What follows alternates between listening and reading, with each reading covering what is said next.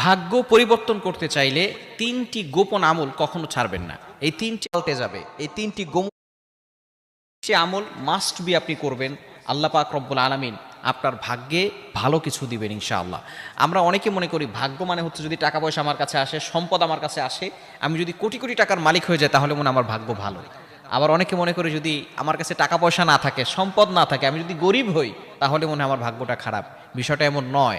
সব সম্পদ কিন্তু রহমত নয়, সব সম্পদ রহমত নয়। যেই সম্পদ, যেই টাকা পয়সা আপনাকে মসজিদে নিতে পারে না, যেই টাকা পয়সা, যেই সম্পদ আপনাকে আল্লাহর দিকে ধাবিত করতে পারে না, সেই সম্পদ, সেই টাকা পয়সা কখনো রহমত নয়। সেই সম্পদ এবং টাকা পয়সা হচ্ছে গজব। ফেরাউনকে আল্লাহ তাআলা সম্পদ দিয়েছিল, নমরুদকে আল্লাহ তাআলা সম্পদ দিয়েছিল, কিন্তু এটা তাদের ভাগ্য ভালো, বিষয়টা এমন নয়। আমরা জানি ফেরাউন আল্লাহর সাথে গাদ্দারি করেছে, নমরুদ আল্লাহর সাথে নাফরমানি করেছে, এবং তারা নিজেদেরকে খোদা বলে দাবি করেছিল। আল্লাহ পাক রব্বুল আলামিন তাদেরকে দুনিয়াতেই ধ্বংস করে দিয়েছেন। এজন্য অবশ্যই আমাদেরকে এই বিষয়গুলো খেয়াল রাখতে হবে। টাকা পয়সাই যে ভাগ্য ভালো ভাগ্য খারাপ বিষয়টা এমন নয়। আপনার কাছে টাকা পয়সা নাই, দেখবেন অনেক মানুষের টাকা পয়সা নাই কিন্তু তার লাইফে হ্যাপি আছে, তার লাইফে খুব খুশি আছে, সুখে আছে, এটাকেই বলা হয় তার ভাগ্য ভালো। কিন্তু টাকা পয়সা আপনার অনেক আছে কিন্তু আপনার লাইফে কোনো সুখ নাই, লাইফে শুধু কষ্ট আর কষ্ট। অনেক টাকা পয়সা আছে, অনেক বিঘা জমি আছে, কিন্তু আপনার কাছে কোনো হ্যাপিনেস নাই, সুখ নাই, তাহলে আপনি ভাগ্য ভালো এটা বলতে পারবেন না। এই জন্য অবশ্যই আমরা তিনটি আমল করব। নাম্বার ওয়ান, এক নাম্বার হচ্ছে ইমানের উপর অটল অবিচল থাকতে হবে। ইমান এনে আমরা যদি ইমানটাকে ছেড়ে দেই, বিভিন্ন ধরনের শিরিকের গুনাহের কাজ করি, শিরিকের গুনাহ আল্লাহ তাআলা কখনো ক্ষমা করবে না।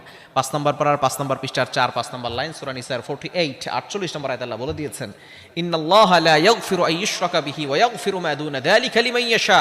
আল্লাহ তাআলা সব গুনাহ ক্ষমা করবেন কিন্তু শিরকের গুনাহ আল্লাহ তাআলা কখনো ক্ষমা করবেন না। এজন্য এক নাম্বার হচ্ছে ইমানের উপর অটল অবিচল থাকা। আল্লাহ তাআলা পবিত্র কোরআনুল কারীমের ভিতরে নিজেই বলে দিয়েছেন, 24 নম্বর পারা 19 নম্বর পৃষ্ঠার 3-4 নম্বর লাইন, সূরা হামিম আস-সাজদা 30 নম্বর আয়াতে, ইন্নাল্লাযীনা ক্বালু রাব্বুনাল্লাহ সুম্মা ইসতাকামু তাতানাজ্জালু আলাইহিমুল মালায়েকা আল্লা তাখাফু ওয়া লা তাহজানু ওয়া আবশিরু বিল জান্নাতি আল্লাতী কুনতুম তুআদুন। নিশ্চয় যারা ইমানের উপর অটল অবিচল থাকবে তাদের মৃত্যুর সময় কোনো ভয় থাকবে না।